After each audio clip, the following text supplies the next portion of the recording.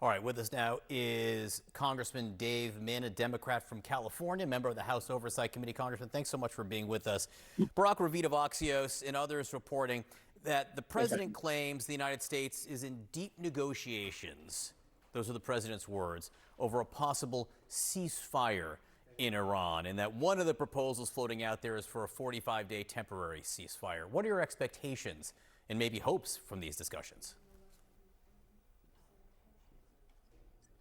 First, I just want to echo what was said earlier and say, just how stunning and amazing it was to read the news yesterday of the rescue of the downed airmen. And that's a testament to the capabilities of our military. Leave no person behind. It really was heartening to see. But the ever-changing Trump deadlines and updates, very reminiscent of what we saw with the tariffs, right? He'd announce a tariff because he woke up in a bad mood. He'd rescind that later. He'd raise it. He'd lower it. And the problem with doing this in the context of Iran and this war is, one, it's obviously illegal. Only Congress is supposed to be able to authorize military force or certainly declare war, which is what we're in right now. But two, it's becoming increasingly clear that Donald Trump is not mentally well, that he's someone who's completely unhinged, as we saw with his Easter Day post yesterday, profanity-laced, threatening war crimes. This is not someone who looks well physically. Certainly mentally, he appears unhinged.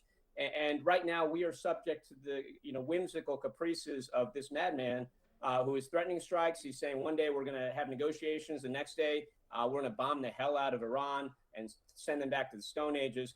The American people deserve answers at this point. What are we getting out of this? What constitutes victory? How do we get out of this? And this is very, very much a mess right now that appears very difficult for us to get out of it. Our economy is already suffering. The estimates are it's going to get a lot worse. So we need some accountability. Congress needs to get involved.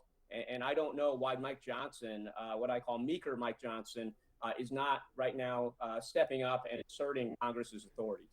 You were mentioning the president's social media post where he said, "Open the effing straight, you crazy bastards, or you'll be living in hell." This was the threat he issued yesterday. You talk about the president shifting negotiating standpoint. Some of his supporters say, oh, this is him keeping adversaries on his toes. They say this is the art of the deal. What do you see to that?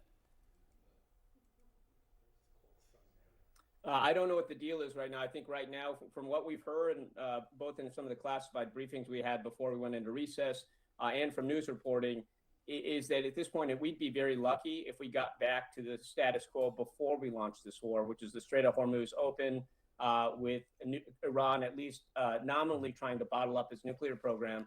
By all accounts right now, Trump has said that regime change is off the table. We're not going to be able to get the nuclear materials in Iran.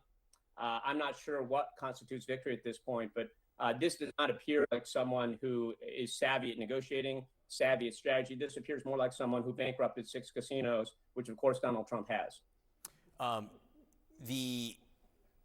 In terms of, sorry, I wasn't expecting the casino reference there. The president and the White House submitting to Congress a request for $1.5 trillion for the defense budget for fiscal 2027. Are you predisposed to support an increase in military spending of that nature?